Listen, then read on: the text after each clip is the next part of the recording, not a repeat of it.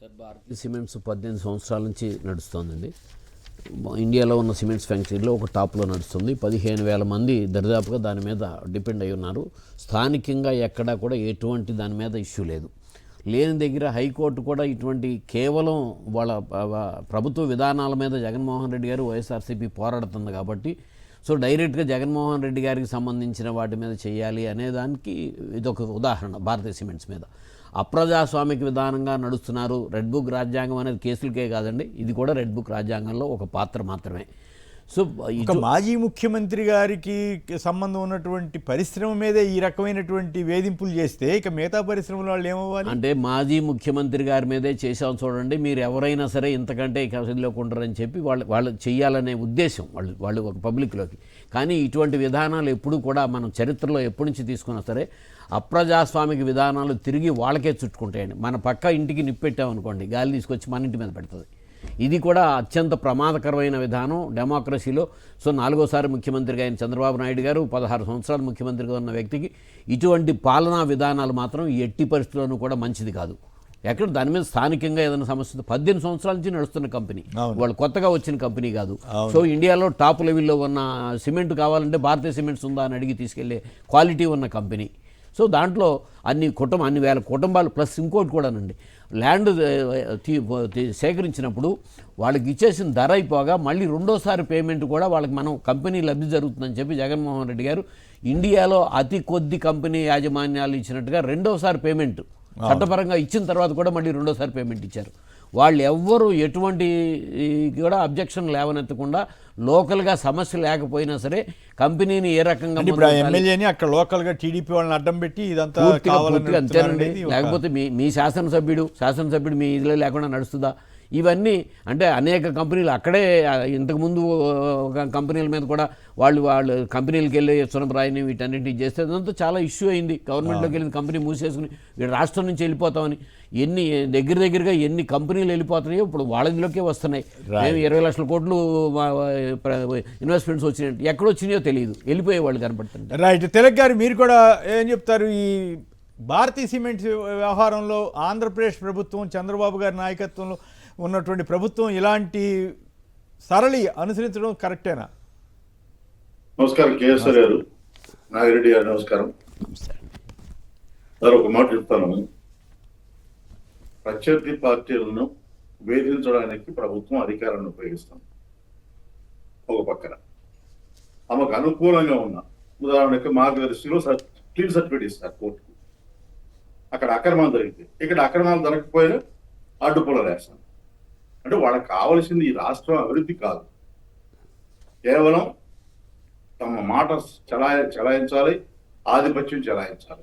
ప్రత్యర్థి పార్టీలు రాజకీయంగా ఆర్థికంగా నష్టపోవాలి, ఇది ఒకటే టార్గెట్ వాళ్ళకి. అంతమించి ఈ రాష్ట్రం అభివృద్ధి చెందాలని మాత్రం కాదనేది నా అభిప్రాయం. రైట్. అమరావతి క్వార్టర్లో అడ్డగోలు దోపిడీ 72%, అలాగే 72% పన్నుకు 28% అంటూ 363 కోట్లది 524 కోట్లకి ఇచ్చారట. రైమ్ అంటూ వాళ్ళ రహదారి ఆరంభోత్సవం చేయబోతున్నారట. సంతోషం. కానీ మరి ఈ ఖర్చు ఏమిటి? ఇంత ఎక్కడ రాజధాని వచ్చినా అట్లాగే డెవలప్ చేసి ఉండేవాళ్ళు, అది వేరే విషయం. కానీ ఇక్కడ ఏదో జరిగిపోతున్నట్లుగా ఇంతంత ఖర్చు పెట్టడం గురించి ఎందుకు ప్రస్తావించట్లేదో అర్థం కావటం లేదు. మరి ఈ భారీ ఖర్చు అనేది కూడా పరిగణలో తీసుకోవాల్సిన అవసరం ఉందా లేదా? తిలక్ గారు రైమ్ అని రాశారు, సంతోషమే. కానీ మరోవైపు ఈ క్వార్టర్లు రోడ్డు నిర్మాణంలో కూడా చాలా పెద్ద ఎత్తున ఖర్చు అయిందని వార్తలు వచ్చాయి కదా. కిలోమీటర్కి 50 కోట్లు, కొన్ని చోట్ల అయితే ఇంకా 100 కోట్లు ఇట్లా కూడా అయిందని కూడా వచ్చినాయి కదా.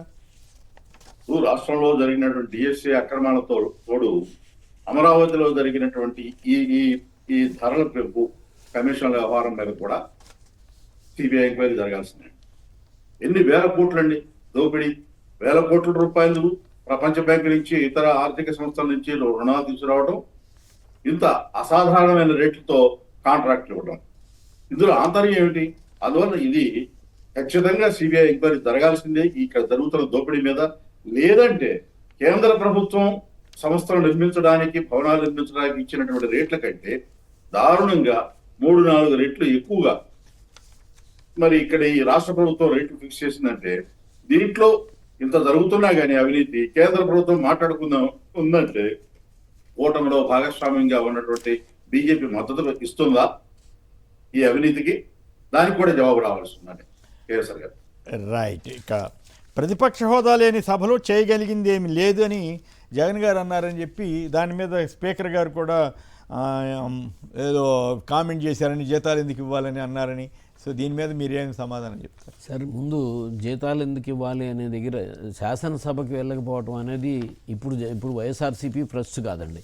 చంద్రబాబు నాయుడు గారు కూడా ప్రకటించి శాసనసభకు వెళ్ళలేదు. మరి చంద్రబాబు నాయుడు ఎన్టీ రామారావు కూడా వెళ్ళలేదు. సో అనేక అసెంబ్లీల్లో ఉన్న వాటిల్లో అంటే డెమోక్రసీలో ఒక నిరసన లేకపోతే ఎందుకు వెళ్ళలేదు? ప్రతిపక్ష నాయకుడిగా రోల్ ఇస్తే నేను మాట్లాడటానికి ఇచ్చే టైం నేను ఊరికనే జనరల్గా ఒక ఎమ్మెల్యేకి ఇచ్చే టైంతో నేను రాష్ట్ర సమస్యలు మాట్లాడలేను. కాబట్టి నాకు అది ఒక్కటే పాయింట్తోనే కదండి ఇస్తే వాళ్ళు తెల్లారికే వస్తామన్నారు కదా. సో మీరు నిజంగా అసెంబ్లీలో చర్చ చేపడదామంటే అది మార్గం. అది కాకుండా వేరే విధంగా 10 మంది ఉన్నారు కాబట్టి 11 మంది ఉన్నారు కాబట్టి 2 నిమిషాలు అని చెప్పి క్లోజ్ చేస్తే ఆయన లేచి అధ్యక్ష అనేటప్పటికే మైక్ కట్టేసే టైంకి ఉన్నప్పుడు అక్కడికి వెళ్ళి జగన్మోహన్ రెడ్డి గారు అదే పాయింట్ కదా వాళ్ళు ఆ పాయింట్ మీద సరైన వాళ్ళు వస్తే బాగా అవమానించాలని ఏమైనా ఆలోచనలో ఉన్నారా మీ అనుమానమా ఏమిటి అని మేము అది సరే అది అసెంబ్లీలో మాట్లాడే తీరులో ఉన్నా సరే దాన్ని ఫేస్ చేయడానికి జగన్మోహన్ రెడ్డి గారు సమాధానం చెప్పగలడు శాసనసభలో. కానీ టైం కోసం టైం అలాట్మెంట్ అనేది ఉంటే రాష్ట్ర సమస్యలు జగన్మోహన్ రెడ్డి గారు ఒక పులివెందులకే సమస్యకే కాదు కదా, వాళ్ళు ఒక శాసనసభ్యుడిగా ఇచ్చే టైం ఇచ్చే పరిస్థితికే ఉంది. కాబట్టి రాష్ట్ర సమస్యలు మొత్తం ఇప్పుడు లేవనెత్తాల్సిన సమస్యలు ఎన్ని సమస్యలు ఉన్నాయండి. సో ఈ సమస్యల మీద మాట్లాడే టైం కోసం ప్రతిపక్ష హోదా నాయకుడి హోదా ఇస్తే జరుగుతుంది. దానికి అది రైట్. మైమరిపించేలా మదిని దోచేలా పర్యాటకంలో ఆధునిక అనుభూతులని మరి అక్కడ ఏమున్నాయో కానీ వీళ్ళు మాత్రం ఎల్లుడే మాత్రం బ్రహ్మాండంగా రాసేస్తుంది. నిజంగా అట్లా జరిగితే సంతోషమే. కానీ కాకపోతే ఏంటి షాక్స్ అని అవని బీచ్లని పాడు చేయకుండా ఉంటే బెటర్ ఏమో. ఈ గోవా కల్చర్ తీసుకొస్తామంటున్నారు, మరి అదేమొద్దు. ఇక ఎస్క్రో ఖాతా ద్వారా పరిశ్రమలకు ప్రోత్సాహాలు ఇస్తారంట. ఓ పక్కేమో భారతీయ సిమెంట్స్ని ఇట్లా వేధిస్తూ ఉన్నారు. Krishnalanka station home guard arrest Saikrishna మృతి కేసులో. అయితే దీని మూలాల్లోకి వెళ్తున్నట్టుగా అనిపించట్లేదు. అసెంబ్లీకి రాని వాళ్ళు ఎమ్మెల్యేలు అవుతారంటే ముందు రాని వాళ్ళ గురించి కూడా అడిగితే బాగుండేదేమో. మండలి డిప్యూటీ చైర్మన్ అభ్యర్థిగా తోమాటి మాధవరావు. పార్టీ ఎమ్మెల్సీలంతా పూర్తిగా మద్దతు ఇవ్వాలి, ఎన్నిక సాఫీగా జరిగేలా సమన్వయంతో పనిచేయాలని వైఎస్ఆర్ కాంగ్రెస్ అధ్యక్షుడు జగన్ వైసీపీ అభ్యర్థిగా మాధవరావు తోమాటి మాధవరావు గారిని ఎంపిక చేస్తూ ఆయన పోటీలోకి దిగుతారు. స్థానిక సంస్థల ఎన్నికలకు సైరన్, ఓటర్ల జాబితాలు, పోలింగ్ కేంద్రాలు, రిజర్వేషన్లు కసరత్తు షురు అయిందని కూడా వార్తలు వస్తూ ఉన్నాయి. చంద్రబాబు వస్తే వర్షాలు రావంటున్నారు. టీడీపీ నేత జేసీ ప్రభాకర్ రెడ్డి అన్నారట. చంద్రబాబు అధికారంలోకి వస్తే వర్షాలు రావంటున్నారు. రాష్ట్రంపై దేవుడు కొంచెం కరుణించడం వల్ల ఎక్కడెక్కడో వర్షాలు పడితే ఈ హెచ్ఎల్సి హంద్రీనివాకు నీరు వచ్చాయని కూడా ఆయన అన్నారట. అయితే విశేషం ఏంటంటే పెనకచెర్ల డ్యామ్ రిపేర్ల కోసం నీటిని వదిలేశారని ఆయన బాధపడుతున్నారు. రాష్ట్ర ఆర్థిక పరిస్థితి బాగోలేదని, కనీసం పంచాయతీల్లో ట్యాంకులు పెట్టడానికి కూడా నిధులు లేవని ఆయన పేర్కొంటున్నారు. మరి దీని సంగతితో పంచాయతీల్లో అంటే పవన్ కళ్యాణ్ గారిదా? అవునండి, డ్రింకింగ్ వాటర్ ట్యాంకులు అండి ఆయన. నిజంగానే నిన్న కూడా చంద్రబాబు గారు ఎల్నిలో ఎఫెక్ట్ చాలా ఎక్కువగా ఉంటుంది, 50% దాకా వర్షాభావం ఉందని చెప్పినట్టుగా వార్తలు వచ్చాయి. సో దానికి జాగ్రత్తలు తీసుకుంటున్నారా మీరు రైతు సంఘం? సార్ అసలు జాగ్రత్తలు తీసుకున్నాను. ఆయన చెప్పిన దాంట్లోనే రాష్ట్ర ఆర్థిక పరిస్థితి బాగోలేదు, పంచాయతీకి డ్రింకింగ్ వాటర్ పెట్టే పరిస్థితి లేదు. పెనకచెర్ల డ్యామ్ రిపేర్ ఎప్పుడు చేస్తారండి? ఇప్పుడు నీళ్ళు వచ్చిన తర్వాత రిపేర్ చేయలేదని వదిలేసిన పరిస్థితికి దానికి వెళ్ళిన ఒక సంబంధం లేదు కదా. సో పక్కన మహారాష్ట్రలో అధిక వర్షాలు పడుతున్నాయి, సో ఒక తెలంగాణలో పడుతున్నాయి, కర్ణాటకలో పడుతున్నాయి. డ్యాములన్నీ నిండి శ్రీశైలం డ్యామ్ కూడా నిండే పరిస్థితిలోకి వచ్చింది. ఇప్పుడున్న పరిస్థితిలో ఆ నీటిని వాడుకోవటం, రైతులకి ఊరినే వరే ఇద్దు ప్రత్యామ్నాయ పంటలు వేయండి. వరి సాగులో ఏం చేస్తారు? ఇన్సూరెన్స్ లేకపోతే ఇప్పుడు ఇన్సూరెన్స్ కట్టుకోండి, ఉచిత ఇన్సూరెన్స్ రద్దు చేసి ఇప్పుడు ఇన్సూరెన్స్ కట్టుకోండి అని అంటే చేసే ప్రచారాలు మాత్రం వాస్తవికతకు దగ్గరగా లేవండి. వ్యవసాయం మాత్రం చాలా తీవ్ర సంక్షోభంలో ఉన్నట్టే లెక్క. రైట్. ఇందాక చూసాం కదా, పవన్ కళ్యాణ్ గారు ఒక హెచ్చరిక చేశారు, గోవిందానా అని ప్యారడీ చేస్తారా డ్యామ్ డూమ్ అని. ఆ తర్వాత సోషల్ మీడియాలో అనేకం వచ్చేసినాయి. ఏమని పవన్ కళ్యాణ్ గారు ఏదో సినిమాలో పాట కానీ, లేకపోతే లోకేష్ గారు కానీ, ఇంకొక కొంతమంది టీడీపీ వాళ్ళు కానీ, బీజేపీ వాళ్ళు కూడా గోవింద పదాన్ని వాడతారు సహజంగానే అన్ని చోట. గోవింద అంటే అది హిందూ మతానికి వ్యతిరేకం కాదు, నిజానికి హిందూ మతానికి సంబంధించిన గొప్పతనం కింద కూడా తీసుకోవాలి. మరి పవన్ కళ్యాణ్ కళ్యాణ్ గారికి ఎందుకు కోపం వచ్చిందో, అంటే సోషల్ మీడియాని అణిచివేయాలని నిన్న అనే రకంగా చంద్రబాబు గారు పోలీసుల్ని పురమాయిస్తున్నారంటూ వార్తలు వచ్చాయి. సో ఈ నేపథ్యంలో ఇంకొకటి ఇంట్రెస్టింగ్ విషయం ఏంటంటే, నిన్న వచ్చిన ఒక ప్రకటన 3 పార్టీలు కలిపి సోషల్ మీడియాలో వైసీపీ వాళ్ళు, తెలుగుదేశం వాళ్ళు పెట్టినట్లు, జనసేన వాళ్ళు పెట్టినట్లు పోస్టులు పెడతారు, జాగ్రత్తగా ఉండాలి. దామచర్ల ఆంజనేయులు గారును బాలినేని శ్రీనివాసరెడ్డి గారు తిట్టుకోవటం ఏమిటి, అదేదో సినిమాకు సంబంధించట ఎన్టీఆర్ గారికి మీద కొన్ని డైలాగులు ఉన్నాయట, దాని మీద తెలుగుదేశం వాళ్ళు రియాక్ట్ అయితే దానికి జనసేన వాళ్ళు కూడా రియాక్ట్ అయ్యారట. మధ్యలో వైసీపీని ఎందుకు ఇరికిస్తున్నారు ఈ 3 పార్టీలు కలిసి? చంద్రబాబు గారి స్ట్రాటజీ ఇది. ఓవరాల్గా ఈ సోషల్ మీడియా వార్ మీద నుండి, సోషల్ మీడియా అణచివేతకు సంబంధించిన దీని మీద పవన్ కళ్యాణ్ గారి స్టేట్మెంటు, వీటన్నిటి మీద మీ కామెంట్ ఏమిటి తిలక్ గారు? కేసరి గారు, ఒక్క నిమిషం ముందు సబ్జెక్టులో కూడా వెళ్తాను. చెప్పండి. శాసనసభకు హాజరు కావటం దాని మీద. ఇప్పుడు శాసనసభకు ప్రతిపక్షం హాజరు కావటం లేదని చంద్రబాబు నాయుడు గారు పదే ఇప్పుడు రేపు అసెంబ్లీలో కూడా మళ్ళీ అదే ఇష్యూ చేస్తారు. నేనేమంటానంటే, సరే ప్రతిపక్ష హోదా ఇవ్వట్లేదు, వైఎస్ఆర్ కాంగ్రెస్ పార్టీని రాజకీయంగా ప్రతిపక్ష పార్టీగా గుర్తిస్తున్నారా లేదా? 40% ఓట్లున్న పార్టీకి శాసనసభలో ప్రతిపక్షం మాట వినాలి, వాళ్ళ అభిప్రాయాన్ని గౌరవించాలనే ఉద్దేశం మీకు ఉందా లేదా? అది తేల్చుకోవాలి. ఒకటి, ఎందుకంటున్నానంటే ఈ మాట, మీరు 2 నిమిషాలు టైం ఇచ్చి 2 నిమిషాల్లో రాష్ట్ర సమస్యల మీద ప్రతిపక్ష నాయకుడు మాట్లాడాలి అని మీరు అనుకుంటే, 2 గంటల పాటు ముఖ్యమంత్రి గారు ఉపన్యాసం, ఆ తర్వాత ముఖ్యమంత్రి గారిని పొగుడుతూ ఎమ్మెల్యేల ఉపన్యాసాలు జరుగుతాయి. ఇది కరెక్ట్ కాదు కదా. ఒకటి. 2, శాసనసభలో మాట్లాడకుండా బయట మాట్లాడుతున్నారు అంటున్నారు. శాసనసభలో శాసన మండలికి వైఎస్ఆర్ కాంగ్రెస్ పార్టీ నాయకులు హాజరై, ఉదాహరణకు చంద్రశేఖర్ రెడ్డి గారు నెల్లూరు ఎమ్మెల్సీ, ఆయన డిఎస్సి మీద శాసన మండలిలో మాట్లాడితే ఆయన విద్యా సంస్థల మీద దాడులు చేస్తారు. శాసన మండలిలో కల్పలతారెడ్డి గారు ఎమ్మెల్సీ, టీచర్స్ ఎమ్మెల్సీ మాట్లాడితే ఆవిడ భర్త గవర్నమెంట్ సర్వీస్లో ఉన్నారు కాబట్టి నోటీస్ ఇస్తారు. అంటే శాసన మండలిలో చట్టసభల్లో మాట్లాడాలి ప్రతిపక్షాన్ని కోరుకుంటున్నారా, లేదా మీరు వాళ్ళ మీద చర్య తీసుకోవాలనుకుంటున్నారా? ఇది ఒక ఆస్పెక్ట్. ఇక రెండవది ఏంటంటే, శాసనసభకు రావట్లేదు, వీళ్ళకి ఎమ్మెల్యే పదవులు ఎందుకు, జీతాలు ఎందుకు అంటున్నారు.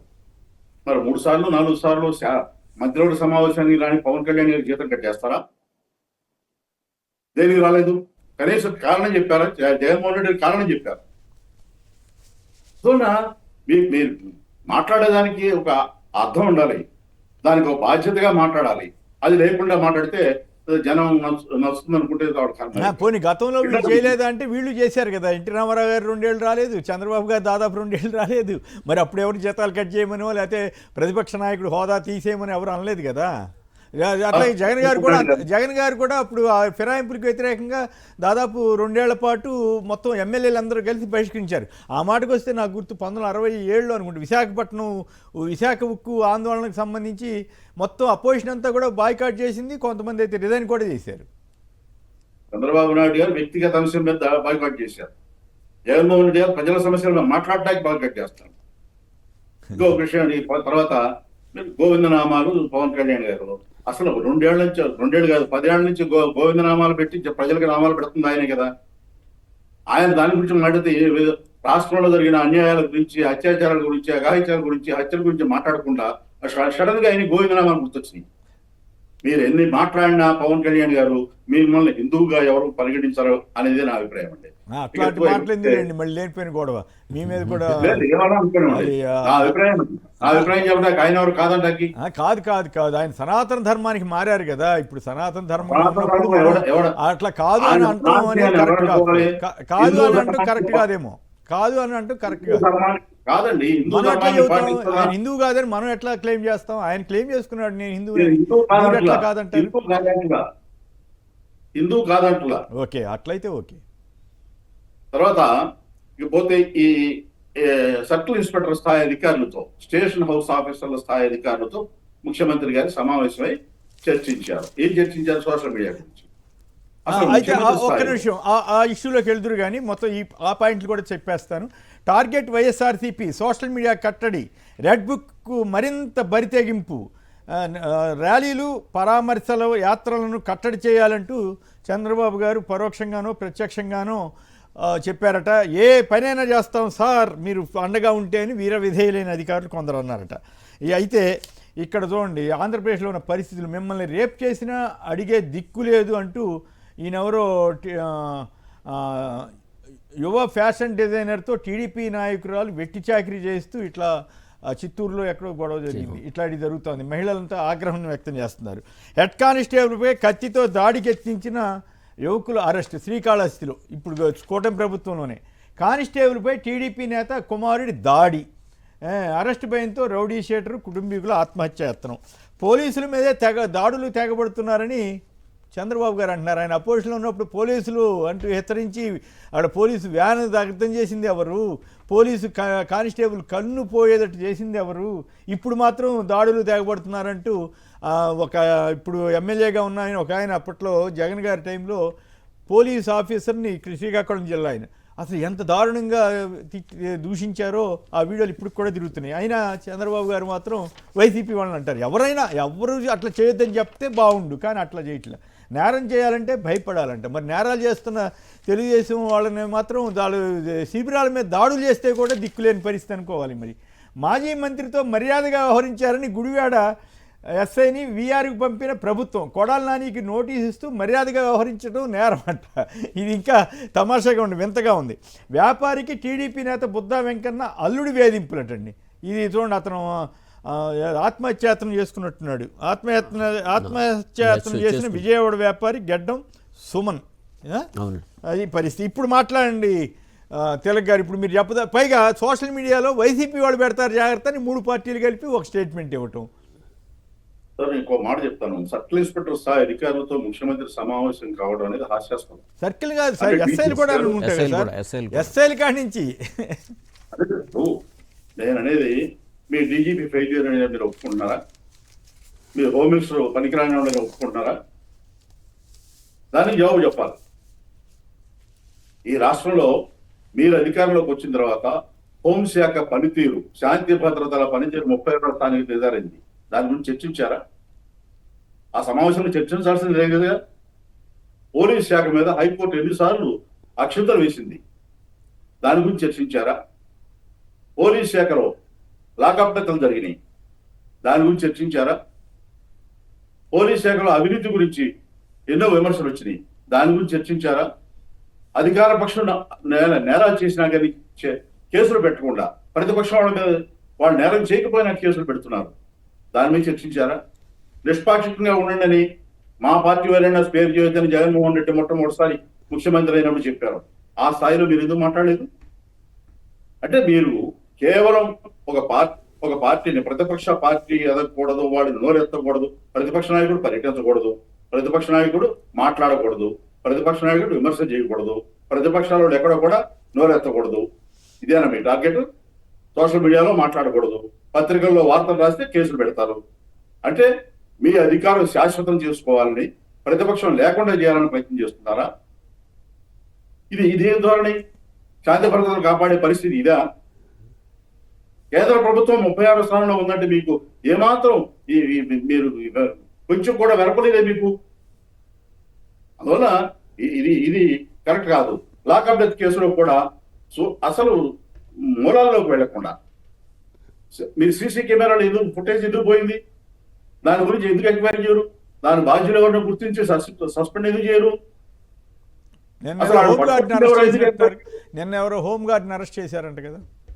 లేదా మీరు హోమ్ గార్డులు, అటెండర్లు, గుమస్తాలు, రోడ్డు మీద పోయేవాళ్ళు వీళ్ళు తప్ప నేనేమంటానంటే సాయి కృష్ణ తీసుకొచ్చిన వాళ్ళు ఎవరు, ఏ కేసు మీద తీసుకొచ్చారు, అది ఏమైనా బయటకు వస్తుందా? హైకోర్టు సాక్షాత్తు నిన్నేముంది, habeas corpus petition Sai Krishna కేసులో సాయి కృష్ణ కనపట్టలేదని పిటిషన్ ఇస్తే సంవత్సరం అయిపోయింది, హోంశాఖ ఇంతవరకు కౌంటర్ వేయలేదని చెప్పేసి హైకోర్టు ఆక్షేపణ జరిపింది. 2 వారాలు టైం అడిగితే మేము ఇవ్వమని చెప్పి 6 నెలల్లో ఫైల్ చేయాలన్నారు. సిగ్గుపట్టలేదా? హోంశాఖ ఉందా ఈ రాష్ట్రంలో? పనిచేస్తుందా? ఎవరిని మాట్లాడతారు? A4 సురేష్ ఈ సాయి కృష్ణ హింస విషయంలో సర్కిల్ ఇన్స్పెక్టర్ తోడ్పడ్డ ఇచ్చాడు అని చెప్పి ఒక ఆరోపణ చేస్తున్నారు. అటు సురేష్ తప్ప ఇంకెవరు లేరా? ఎఫ్ఐఆర్ ముఖ్యమంత్రి చెప్పేవారికి ఎందుకు రిజిస్టర్ చేయరా? అందులో కేసు మూలాలు లెక్క వెళ్లకుండా ఎక్కడ ఏది జరిగినా కానీ కేసు మూలాల్లోకి వెళ్ళరు. రాజమండ్రిలో ఆ ఆడపిల్ల చచ్చిపోతే ఏం చేస్తున్నారు మీరు? ఎవరిని రక్షించడానికి మీరు ఈ గేమ్ అంతా ఆడుతున్నారు? రాష్ట్రంలో శాంతి భద్రతలు ఉన్నాయా? జనసేన పార్టీ నాయకుల ఇంట్లో బెడ్రూమ్లో సీసీ కెమెరాలు పెడితే మీరు ఎవరి మీద చర్య తీసుకున్నారు? బాధ్యత లేదా? అందువల్ల హోంశాఖ సమావేశంలో చర్చించాల్సింది ఇది కాదు. మీ హోంశాఖ మంత్రి డీజీపీ ఫెయిల్ అయ్యారని ఒప్పుకోండి. చర్చించాల్సిన విషయాలు ఇవి కాదనేది మీరు ఇప్పటికైనా గ్రహిస్తే మంచిదని నేను అనుకుంటాను. తర్వాత పదే హోంశాఖ వ్యవహారాల్లో లోకేష్ గారు జోక్యం చేసుకుంటున్నారు, ఆయన ఆదేశాలు ఇస్తున్నారు అని ఆరోపణలు ఉన్నాయి. ఈ ఆరోపణలకు తోడు కొద్ది రోజుల క్రితం లోకేష్ గారు పార్టీ సమావేశంలో మాట్లాడుతూ ఏం చెప్పారు? ఎక్కడైనా కార్యకర్తకు అన్యాయం జరిగితే నేను డీజీపీని పంపిస్తా. ఆయన కానిస్టేబుల్ ఆ డీజీపీ అంటే జోక్యం చేసుకుంటున్నారు. ఆయన పెద్దలు కేసు పెడితే తప్పు చేసినా కూడా కేసు పెడితే కానీ ఏదైనా కానీ ఉండదు. డీజీపీని పంపిస్తా అని చెప్పడం ఏంటి? అంటే డీజీపీ అంటే అంత చురకనా? ఆయన కానిస్టేబుల్ అతను అంటే రెడ్ బుక్ గారు హోంశాఖ మంత్రి గారు రాజమండ్రిలో ఆడపిల్ల మీద అఘాయిత్యం ఇది యాక్సిడెంట్ చేసి చంపితే దాని గురించి మాట్లాడకుండా నేను ఏదో మాట్లాడతారు. రైట్. ఇది దీంతో పాటు ఇది మాట్లాడి నిన్న వాళ్ళ ప్రకటన ఏమిటి? ఆ మూడు పార్టీలు కలిసి వైసీపీ సోషల్ మీడియా అటువంటి వాళ్ళు తిట్టుకోవటం ఏంటి, జనసేన వర్సెస్ టీడీపీ వాళ్ళు దూషించుకోవటం ఏమిటి? అదేదో సినిమా వచ్చిందట కదా, నేనైతే చూడలేదు. కనకరాజు ఏదో సినిమా వచ్చిందట. ఆ సినిమాలో ఏదో డైలాగుల మీద వాళ్ళ రెండు పార్టీలు వాళ్ళు హోరాహోరీగా మాట్లాడుకున్నారట. దాన్ని వదిలేసి సరే మీరిద్దరు మాట్లాడుకోవద్దని చెప్పడం తప్పు కాదు, వైసీపీ సోషల్ మీడియా ఇట్లా తగాదాలు పెడద్దని చెప్పడం ఏంటి? దామచర్ల ఆంజనేయులను దామచర్ల జనార్దను బాలినేని శ్రీనివాసరెడ్డి గొడవ పడితే వాళ్ళిద్దరూ ఓపెన్గా ప్రభుత్వంలో జరిగిన అక్రమాలని వాళ్ళు బయట పెడితే మధ్యలో వైసీపీని విమర్శించడం ఏంటి? వీళ్ళు కేసీఆర్ ఒక మాట చెప్తా, వాళ్ళు సోషల్ మీడియా తప్పు పడుతున్నారు. సరే, ఏ పార్టీ పెట్టినా తప్పు అని అన్నారు. తప్పు పెడితే పొరపాటు చేస్తే ఈ రోజు ఉదయం నేను చూపిస్తాను 15కు పైగా వీడియోలు తెలుగుదేశం వాళ్ళు పెట్టి అడ్డగోలు మాటలు, అసభ్యకరమైన మాటలు. అంటే సోషల్ మీడియా చర్యలంటే ఒక వైసీపీ మీదనా, తెలుగుదేశం మీద కాదా? అసలు బీజేపీ మీద ఎవరు పెడుతున్నారంటే బీజేపీ వాళ్ళు రెస్పాండ్ లేదు. మీరు బీజేపీ వాళ్ళ మీద వైసీపీ వాళ్ళు పెట్టారా? ఎందుకు వాళ్ళని రెచ్చగొడతారు మూడు పార్టీలని? జనసేన ఫ్లో సరే జరుగుతోంది, కొంత తగ్గింది, ఆ ఫ్లో తగ్గింది కొంత. మీరు నేనేమంటే తెలుగుదేశం పార్టీ వాళ్ళు విచ్చలవిడిగా ఇష్టారాజ్యంగా అసభ్య పదజాలంతో అబద్ధాలతో మీరు వీడియోలు పోస్ట్ చేస్తూ వాళ్ళు చేస్తున్నారు, వాళ్ళ మీద యాక్షన్ తీసుకోండి అని చెప్పడం ఏంటి? అంటే పోలీసు వ్యవస్థ కలుషితం అయిపోతుంది, పోలీసు వ్యవస్థ నిర్వీర్యం అయిపోతుంది అనేది ఇది నిదర్శనం. పదే చెబుతూ ఉంటారు ఇదే పోలీసు వ్యవస్థ నాశనం చేస్తున్నారు అనేది. గుడివాడలో కొడాల నాని గారి దగ్గరికి వెళ్ళి నవ్వితే కూడా ఆయన్ని పాపం వీఆర్ పంపించేస్తారని మర్యాద కోసం నోటీస్ ఇవ్వడానికే కదా, ఎక్కడ కదలొద్దని నోటీస్ ఇవ్వడానికి వెళ్తే కూడా నవ్వితే వీఆర్ పంపించేశారంటే అసలు ఇట్లాంటివి ఎంత పోకడలు ఎప్పుడైనా చూసాము మనం? అది ఇప్పుడు ఆయన దగ్గర నవ్వితే ట్రాన్స్ఫర్ చేశారంటున్నారు. రిప్రజెంటేషన్ ఎలా తీసుకున్నారని అంటే తీసుకుంటే ట్రాన్స్ఫర్ చేస్తారని భయమేమో. అలా ఉంది కదా. Right, okay. ఇంకో మాట చెప్తానండి మీకు. చంద్రబాబు నాయుడు గారు పదే ప్రతిపక్షం ఆరోపణలో ఇంకో ఆరోపణలు చెబుతున్నారు. నేను బాహాడిగా చెప్తున్నాను, పరకాల ప్రభాకర్ అనే వ్యక్తి ఒక చిన్న వ్యక్తి కాదు. గత 6-8 మాసాలుగా ఆయన ప్రచారం చేస్తున్నారు ఇలా ఆంధ్రప్రదేశ్ లో ఓట్ల మాయాజాలం జరిగింది అని. చాలా స్పష్టంగా లక్షల ఓట్లు తెల్లారబడి ఎట్లా వచ్చినాయి, 0.5% ఓట్లు వస్తేనే ప్రభుత్వాలు మారిపోతాయి, 12.5% ఓట్లు వస్తే ఎట్లా వచ్చినాయి అని చెప్పి సమాధానం చెప్పండి అంటే ఆయన ఇంకో మాట కూడా అన్నారు. 2024 ఎన్నికల ఫలితాలు ప్రజల అభిమతం కాదు, ప్రజల అభిప్రాయాన్ని ప్రతిబింబించడం లేదని కూడా స్పష్టంగా చెప్పారు. ఎందుకు జవాబు చెప్పరు? మీ దగ్గర సమాధానం లేదా? కేసు పెట్టండి. పరకాల ప్రభాకర్ గారు మీరు ఎందుకు చెప్పారు ఈ మాట, రుజువు చేయండి అని చెప్పేసి కేసు పెట్టండి. ఎందుకు మాట్లాడట్లా? అంటే మీ దగ్గర అంటే మీరు అధికారం చేంజ్ చేసుకుని అడ్డదారులు అని చెప్పేసి ఒప్పుకుంటున్నారా? రైట్, జవాబు చెప్పాలి కదా. దానికి కూడా దానికి కేసు పెట్టరు. రైట్. ఏంటి దాడులు చేస్తున్నారంటారు, మరోవైపు ఏమో వాళ్ళ మీద వార్తలు అనేకం వస్తున్నాయి, చివరికి బుద్ధ వెంకన్న అల్లుడు వేధింపులని కూడా వార్తలు వచ్చినాయి. వీటన్నిటి మీద ఎక్కడ రియాక్ట్ అవ్వరు? ఎక్కడైనా చిన్నది జరిగితే నాకు ఒక మంత్రి చెప్పారండి, 1994 అనుకుంటా, టు మై రిమెంబరెన్స్. ఆ రోజుల్లో ఒక ఎస్ఐ గారు ఒక ఆ మంత్రి గారిని కలవటానికి వచ్చారు సెక్రటేరియట్కి. సెక్రటేరియట్కి వస్తే లోపలికి పంపించారంట. ఎవరు మీరంటే ఎస్ఐ అన్నారు. ఎస్ఐ నీకు అసలు ప్రోటోకాల్ తెలుసా అన్నారట. ఏం సార్ అంటే ఏదో పని మీద. ఫస్ట్ యూ గో అవుట్, ఎందుకంటే ప్రోటోకాల్ ప్రకారం నువ్వు వచ్చి సెక్రటరీకి వచ్చి ఇట్లా కలవటం తప్పు అని. ఇప్పుడు ఆ పరిస్థితి నుంచి ఇప్పుడు సీఎం గారి స్థాయిలోనే ఎస్ఐ నుంచి డీజీపీ వరకు ఒకేసారి వర్చువల్ మీట్లో పెట్టే అంటే ఓవరాల్గా నేను ఈ గవర్నమెంట్ ఆ గవర్నమెంట్ కాదు, బహుశా మరి ఇంకే గవర్నమెంట్ అన్నా చేసిందేమో నాకు గుర్తులేదు కానీ, బట్ ఆ పరిస్థితి ఆ రకంగా ప్రమాణాలు తగ్గిపోవటం బాధాకరం కదా. సరే, ఒకటి ఫస్ట్ ఒంగోలు ఇన్సిడెంట్ అండి. ఒంగోలు ఇన్సిడెంట్లో బాలినేని శ్రీనివాసరెడ్డి గారు, దామచర్ల జనార్దన్ గారు మధ్యలో ఇష్యూస్ అది. అక్కడ ఎక్కడ కూడా బాలినేని శ్రీనివాసరెడ్డి గారు కానీ వాళ్ళు కానీ అసలు వైసీపీ వాళ్ళ రోల్ అనేది లేదు. శ్రీనివాసరెడ్డి గారు చేసిన అభియోగం ఏంటి, మా వ్యక్తిని మురళి అనే వ్యక్తిని తీసుకెళ్ళి అతను జనార్దన్ మీద ఒక పాంప్లెట్ వేశారు అనే దాంట్లో నా పేరు చెప్పమని చెప్పి ఒత్తిడి పోలీస్ స్టేషన్లో చేశారు అనే అభియోగంలో జరుగుతున్న చర్చ. దాంట్లో మళ్ళీ వీళ్ళు చేసుకోవడానికి అసలు ఎక్కడ కూడా 0.1% కూడా అసలు వైసీపీ పాత్ర అక్కడ లేదు. సో మీకు మధ్యలో జరుగుతున్న సంఘర్షణలు అనేక చోట్ల వాళ్ళ సినిమా అవును, జనసేనకి తెలుగుదేశానికి జరుగుతున్న సంఘర్షణలో వైసీపీ అభిమాని, జగన్మోహన్ రెడ్డి గారి అభిమాని ఎప్పుడు కూడా ఏదైనా పెడితే ధైర్యంగానే పెడతాడండి. అంతేగాని జనసేన పేరుతోనో లేకపోతే తెలుగుదేశం పేరుతోనో పెట్టడం అనేది అసలు జరగదు. సో ఇప్పుడు మీరు మనం మాట్లాడుతున్నాం కదా, ఈ వీడియో మన లింక్లో వస్తుంది కదా, తర్వాత దాని కింద కామెంట్స్ చూడండి, ఏ రకమైన కామెంట్స్ ఉంటాయి మా ప్రెస్ మీట్స్లో కానీ ఏ టీవీలో కానీ సరే. మరి వీటన్నిటి మీద డెమోక్రటిక్ ఇదిలో ఉండాలి అనే భాష మంచిది కాదనేది నేను మాట్లాడినా భాష తప్పే. సో దాన్ని మనం ఏ రోజున కూడా మేము మాట్లాడితే కరెక్ట్ అనే పదం మాట్లాడాల.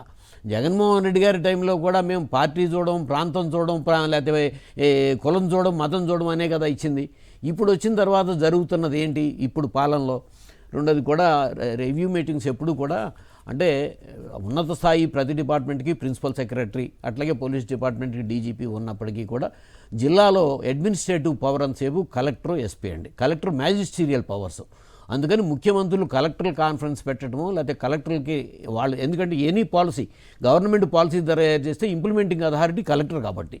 అంతేగాని కిందకి వెళ్ళిపోయి వెళ్ళటం మూలంగా ప్రభుత్వమే తన స్థాయిని తగ్గించుకుంటుందా, లేకపోతే పై అధికారుల్ని వాళ్ళ గౌరవాన్ని తొలగిస్తుందా అనేది ఇది అవుతుంది. ఇంతకు ముందు కూడా చంద్రబాబు నాయుడు గారి పాలనలో ఇదిలోకే ఉందండి. అంటే ఎమ్మెల్యేలు వెళ్ళి ఏదైనా చెప్పడానికి వెళ్తే ఆఫీసర్స్తో మీ ముఖ్యమంత్రి గారు మాతో మాట్లాడారు, లైవ్లో మాట్లాడారు అని చెప్పనే పరిస్థితి. అంటే వాళ్ళ శాసనసభ్యులకి వాళ్ళకే ఇటువంటివన్నీ ఇబ్బందికరం వచ్చే పరిస్థితి. పాలనలో వాళ్ళంతా మెజారిటీ అంతా అసలు వాళ్ళది మా నాయకులు వస్తే తప్ప పనులు చేయొద్దని చెప్పి మాట్లాడిన భాషనే చూస్తున్నాం కదా. సో ఇటువంటి దాని మూలంగా అల్టిమేట్గా ఫస్ట్ ఇప్పుడు 2 సంవత్సరాలు 2 నెలలేనండి పాలన అయిపోయింది. సో రాబోయే రోజుల్లో ఎటువంటి పరిస్థితి రాబోతుందో అనేది వాళ్ళు చూసుకోవాలి. ఎందుకు అంత పోలీసుల మీద డిపెండ్ అయ్యాల్సిన పరిస్థితి అప్పుడే వచ్చేసింది? 2 ఏళ్లలోనే ఎందుకు వచ్చింది? పోలీసుల్ని మీరు అది చేయండి ర్యాలీలకు ఎలా చేయవద్దు, ఇప్పుడు జగన్ గారు ర్యాలీ వెళ్తుంటే ఆపండి, దాన్ని ఎట్లా కూడా జనం రాకుండా చూడండి, ఇట్లాంటివి ఎందుకు? లెట్ దెమ్ కమ్, వాట్ ఏమవుతుంది? ఆంధ్రప్రదేశ్లో మనం ఒక బీహార్ లాంటి ప్రాంతం కాదండి. కాకి యూనిఫామ్కి ఎప్పుడు కూడా గౌరవం ఇస్తాం.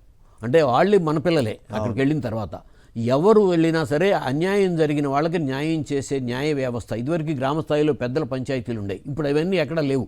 సో పోలీస్ స్టేషన్ అనేది ఒక న్యాయానికి పరిష్కారానికి ఒక ఇదిగా తీసుకుని ఎంతో గౌరవంగా పోలీస్ స్టేషన్ ఆంధ్రప్రదేశ్లో ఉంటుందండి. సో నేను బీహార్లోనో లేకపోతే ఎక్కడో మళ్ళీ నేను చెప్పట్లేదు. అటువంటి వ్యవస్థలో ముందు కాకి యూనిఫామ్ మీద గౌరవం తగ్గేలాగా ప్రవర్తించడం అనేది అల్టిమేట్గా రేపు పొద్దున్న ఇప్పుడు పోలీసుల మీద దాడి జరుగుతున్నాయి. ఇవాళ పత్రికల్లోనే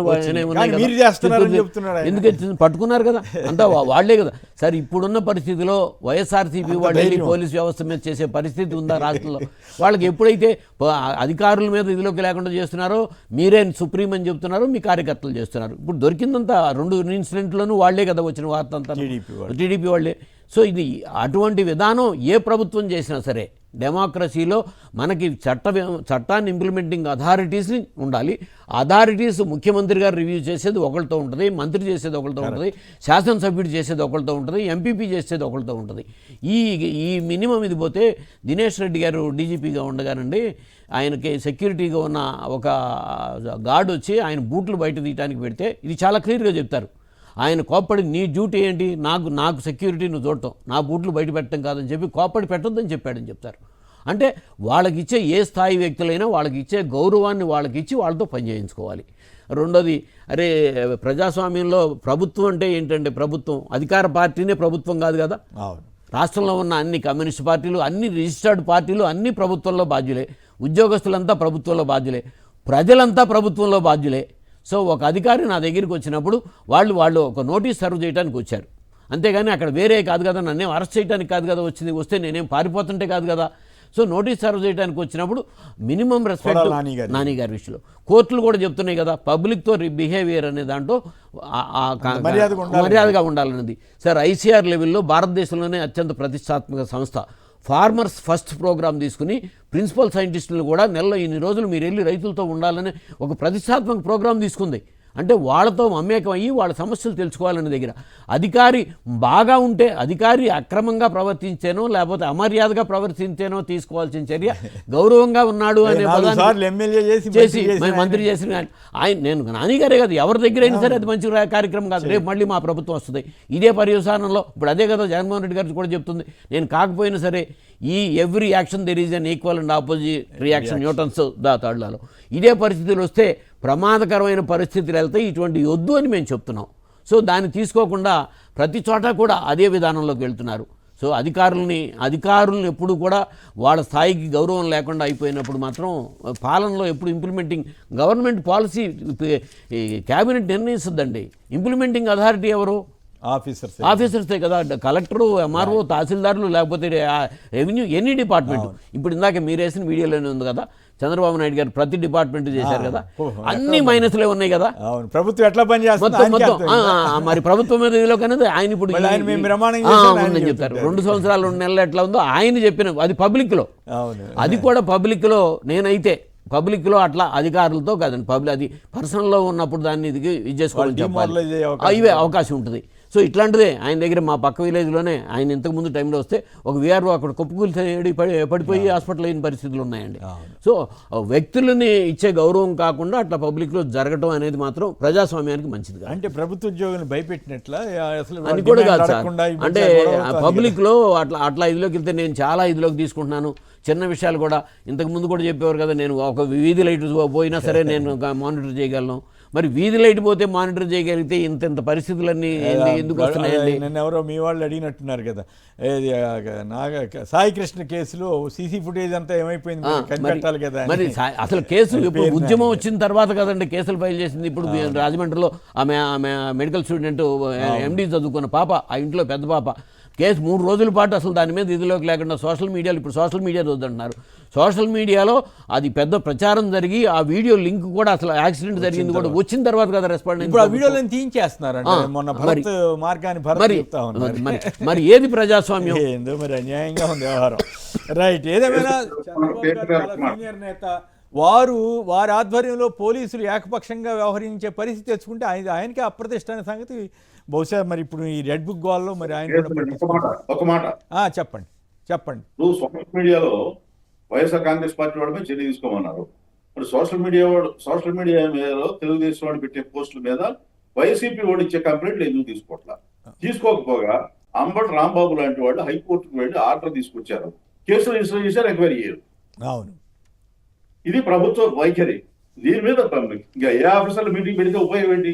అవును, ప్రభుత్వం అంటే కేవలం ఒక తెలుగుదేశం, జనసేన, బీజేపీ వాళ్ళకు కాదు కదా, అందరికీ వర్తించేది కదా. బీజేపీ కూడా కాదు, అధికార పార్టీ వాళ్ళండి. అంటే ప్రభుత్వం అనేది ఎప్పుడు కూడా గవర్నమెంట్ ఆఫ్ ఆంధ్రప్రదేశ్. సుదీర్ఘమైన అనుభవం ఉన్నటువంటి చంద్రబాబు గారి నాయకత్వం ఇట్లా జరుగుతుందని ఊహించగలమా? ఊహించే పరిస్థితి వచ్చేసింది. రైట్, డిఎస్సిపై మండలిలో ప్రభుత్వాన్ని నిలదీస్తాం, అవకతవకలపై సమాధానం చెప్పి తీరాల్సిందే. అక్రమాలపై సిబిఐ విచారణ జరగాలి, మంత్రి లోకేష్ రాజీనామా చేయాలి, శాసన మండలిలో విపక్ష నేత బొత్స సత్యనారాయణ వ్యాఖ్య. అయితే దీనికి పోటీగా గ్రూప్ 1 నియామకాల్లో అరాచకాలు జరిగినాయని చెప్పి ఆల్రెడీ విచారణ చేశారు, పిఎస్ఆర్ ఆంజనేయులు గారిని అరెస్ట్ చేశారు. ఇంటర్వ్యూలపైన అనుమానాలని ఇప్పుడు పనిగట్టుకుని రాస్తున్నారు. అంటే డిఎస్సి మీద కూడా అట్లాగే విచారణ చేయించండి వాళ్ళు అడుగుతున్నట్టుగా సిబిఐది. విజయవాడ సభకు రావాల్సిందని డిఎస్సి ఉద్యోగాలు పొందిన ఉపాధ్యాయులకు సర్కారు ఊహం జారీ చేస్తుందంట పోటీగా ర్యాలీ. నాడు ఘోరాలు చేసి నేను డిఎస్సిపై యాగిన అంటే మరి దీని మీద కూడా అదే రకంగా దర్యాప్తు చేయొచ్చు కదా చంద్రబాబు గారు ఈ రకంగా ఆవేదన పడే బదులు. తిలక్ గారు చెప్పండి, ఏమిటి డిఎస్సి మీద అక్రమాల మీద దర్యాప్తు జరపమంటే గ్రూప్ 1లో జరిగినాయి అని ఆల్రెడీ అరెస్టులు కూడా చేశారు కదా, ఇప్పుడు అది పెద్ద ఎత్తున పరచడం తెలుగుదేశం మీడియాలో ఏంటి ఉపయోగం దానివల్ల? తెలుగుదేశం వైఖరి ఎట్లా ఉందంటే ప్రభుత్వంలో మద్య కుంభకోణం జరిగింది, జగన్మోహన్ రెడ్డి హయాంలో కేసు పెడతారు, అరెస్టులు చేస్తారు. తెలుగుదేశం టైంలో జరిగిన మద్యం కుంభకోణంలో సాక్ష్యాధారాలు ఉన్నాయి అని సిఐడి వాళ్ళు తేల్చి కోర్టులో ఛార్జ్షీట్ ఫైల్ చేస్తే దాన్ని విత్డ్రా చేస్తారు. ఇక్కడ కూడా డిఎస్సిలో అవకతవకలు జరిగినాయి అంటే అరెస్టులు చేయాలి కదా. ఇప్పుడు కూడా మీరు డిఎస్సిలో అవకతవకలు జరిగినాయి, గ్రూప్ 1లో అవకతవకలు జరిగినాయి అన్నారు, అరెస్టులు చేశారు, దాని మీద సిట్ నివేదిక ఇచ్చింది అన్నారు, మంచిది, దాని కోర్టులు తేలుస్తాయి. మరి డిఎస్సిలో అవకతవకల మీద ఎందుకు అరెస్టులు చేయట్లేదు, కనీసం విచారణ ఎందుకు జరగట్లేదు, దానికి జవాబు చెప్పాలి కదా. చాలా గమ్మత్తైన అసంబద్ధమైనటువంటి తెలుగుదేశం ప్రభుత్వ విధానం ఒకటి చెప్తానండి. 15 ఏళ్ల క్రితమో 20 ఏళ్ల క్రితమో టీచర్లు సెలెక్ట్ అయ్యారు, వాళ్ళు కొన్ని వేల మంది సర్వీస్లో ఉన్నారు, వాళ్ళు టెట్ పాస్ అవ్వలేదని పాస్ అయి తీరాలి అని చెప్పేసి ఇప్పుడు ఏదో పెద్ద కండిషన్ పెడుతున్నారు. అంటే సుప్రీంకోర్టు అది సుప్రీంకోర్టు ఆదే తీర్పు ప్రకారం పెట్టాల్సి వస్తూ ఉందండి. అయితే దాని మీద మళ్ళీ పోరాటం చేయాలి లేదా కేంద్ర ప్రభుత్వం ద్వారా ఏదో చేయాలని వైసీపీ వాళ్ళు చెప్తున్నారు. కరెక్టే సార్, కరెక్టే మీరు చెప్పేది నిజమే. ఇప్పుడు తెలుగుదేశం ప్రభుత్వ హయాంలో అక్రమాలు జరిగినాయి 421 మంది వాళ్ళకి కట్టక్కర్లేదా? అది అంటారా? ఓకే. అందులో ఎంత అసంబద్ధమైంది అది. మీరు చేసే అక్రమాలకేమో సుప్రీంకోర్టు తీర్పు అక్కర్లేదు, కేంద్ర ప్రభుత్వ విధానం అక్కర్లేదు, మీకు ఒక విధానం ఉండదు. ఇట్లా అక్రమాలకు పాల్పడుతూ అసంబద్ధమైన వాదనలు చేస్తూ దాని మీద కనుక ఆందోళన చేస్తే దాడులు చేస్తారు, నిరాదీక్ష శిబిరాల మీద కేసులు పెడతారు, సోషల్ మీడియాలో పోస్టులు పెట్టకూడదు అంటారు. మళ్ళీ ఆ టీచర్లు తీసుకొచ్చి ఆ టీచర్లంతా ఎందుకంటే వేల మందిని తీసుకురావడం, 421 మందిని తీసుకొచ్చి వాళ్ళతో చెప్పించండి, మేము చేసింది కరెక్టే, మేము మా ప్రభుత్వం చెప్పింది కాబట్టి, జీవోలు ఇచ్చింది కాబట్టి మేము రాసాం, మా తప్పేంటని చెప్పించండి. అది చేయరు. ఆ 421 మందిని దాస్తారు, దాచిపెట్టి వేల మంది సక్రమంగా సెలెక్ట్ అయిన వాళ్ళని తీసుకొచ్చి వైసీపీ వ్యతిరేకంగా నేను అలా చేశానని చెబుతాను. ఇది ఏమి పద్ధతి అండి? అంటే ప్రతిదానికి కౌంటర్ గా ఒక కేసు పెట్టడం, దాని మీద తీసుకొచ్చి రోడ్డు మీద అలా చేయడం, ఇదేనా ప్రభుత్వ విధానం? ఏం బాగాలేదండి డిఎస్సిలో కానీ ఏదైనా కానీ ఆ మధ్య విషయంలో కూడా ఇదే పద్ధతి. ఇప్పుడు పని కట్టుకుని గ్రూప్ 1 తీసుకురావడం పోటీగా తీసుకొచ్చినట్టే కనపడుతుంది తప్ప అర్థం లేదు. ఏమి నాగిరెడ్డి గారు? సార్, ఇండియాలో సివిల్ సర్వీసెస్ అనేది టాప్ లెవెల్లో జరిగే ఎగ్జామ్ అండి. అంటే గవర్నమెంట్ ఆఫ్ ఇండియా కంట్రోల్లో, దానికి పబ్లిక్ సర్వీస్ కమిషన్ అంతా ఉంటుంది. అట్లాగే రాష్ట్రాల లెవెల్లో గ్రూప్ 1 అనేది కూడా మళ్ళీ ఇక్కడ కూడా టాప్ లెవెల్లో జరిగేది. ఇది అనాదిగా దానికి కూడా మళ్ళీ స్టేట్ సర్వీస్ కమిషన్ ఉంటుంది.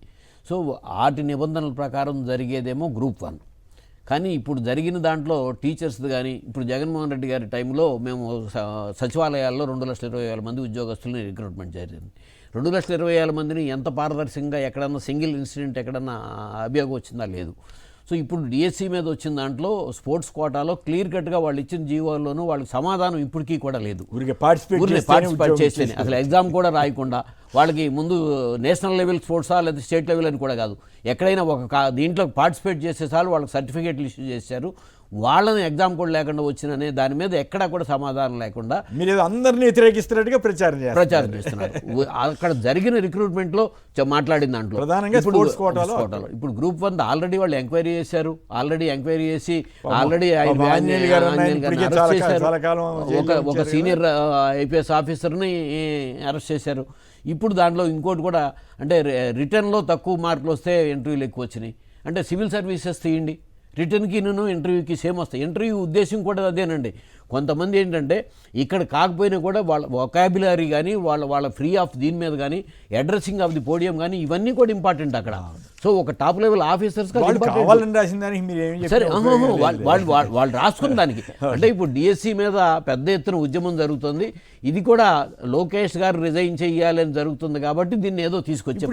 ఏమవుతుంది, ఆల్రెడీ అరెస్ట్ చేశారు కదా. అసలు ఇప్పుడు రీజనబుల్గా ఏమడుగుతారు మీరైనా, తిలక్ గారైనా, అవును సరే దాని మీద అరెస్ట్ చేశారు, దీని మీద కూడా అరెస్ట్ చేయండి, లేకపోతే దీని మీద కూడా సిబిఐకి అప్పు చెప్పండి. మీరు అదే కదా మేము అడుగుతుంది, దీని మీద ఎంక్వైరీ సిబిఐకి ఇవ్వమంటున్నాం. మీరు నిజంగానే దాని మీద చేసినట్టు కానీ దీన్ని కూడా ఇచ్చేసి ఎంక్వైరీ చేసి క్లీన్ చిట్ తో బయటకు రావచ్చు కదా. అది లేనప్పుడు ఎవరిచ్చినా అది తిరిగి చూడగానే వాళ్ళ మీదకే తిరిగి అనుమానం వచ్చే పరిస్థితిలోనే ఉంది తప్ప దానికి సమాధానంగా లేదండి. రైట్. ఇక మరింత గట్టిగా పోరాటం ఆంధ్రప్రదేశ్ పీపీపీలో ఆంధ్రప్రదేశ్ ఫర్ సేల్. అలాగే ఏ వర్గం సంతృప్తిగా లేదు. నింగిలోకి నిత్యావసర వస్తువుల ధరలు, రాష్ట్రంలో నెల నెలా పెరిగిపోతున్న ద్రవ్యోల్బణం, వీటి మీద కాన్సన్ట్రేట్ చేయకుండా సోషల్ మీడియాని వైసీపీ వాళ్ళని ఎలా అన్ చేయాలి, ఈ గోలంతా ఎందుకు సార్ చంద్రబాబు గారు? మీరేమంటారు తిలక్ గారు? తెలుగుదేశం పార్టీ నిన్న జగన్ గారి మీటింగ్ సంబంధించి కూడా పీపీపీ ఆంధ్రప్రదేశ్ ఫర్ సేల్ అని వ్యాఖ్యానిస్తున్నాడు ఆయన. అవునండి, అది అక్షరాల నిజం అండి. ఈ రాష్ట్రాన్ని అమ్మకం పెట్టడానికి కోసమే అధికారంలోకి వచ్చారు అక్రమ పద్ధతుల్లో అనేది పరకాల గారు చెప్పిన ప్రకారం అక్రమ పద్ధతుల్లో అధికారంలోకి వచ్చారు. అధికారంలోకి వచ్చిన తర్వాత అక్రమ పద్ధతుల్లో రాష్ట్రాన్ని అమ్మేస్తున్నారు. దీనికోసమే మీరు అధికారం వచ్చింది, దీనికోసమే మీరు అధికారం చేపట్టింది. ప్రజల అభిప్రాయం ఇదే అని మీ ఓటు ఇచ్చింది. రాష్ట్రం ఏ రకంగా మీరు తీసుకున్న పీపీపీ పద్ధతుల వలన ప్రైవేట్ వాళ్ళ లాభం తప్ప ప్రజలకు ఏ రకంగా ఉపయోగం చెప్పండి. అది చెప్పరు. అది చెప్పకుండా ప్రజల కోసం చేస్తున్నామని చెబుతారు. ఇప్పుడు జగన్మోహన్ రెడ్డి గారు చెప్పిన అన్ని రంగాల్లో వైఫల్యం చెప్పమన్నాడు తెలుగుదేశం పార్టీ వాళ్ళని లేదా ప్రభుత్వాన్ని. ఏ రంగంలో సక్సెస్ అయ్యారో మీకు ఇంకో మాట ఈ సందర్భంలో చెప్పదలుచుకున్నాను.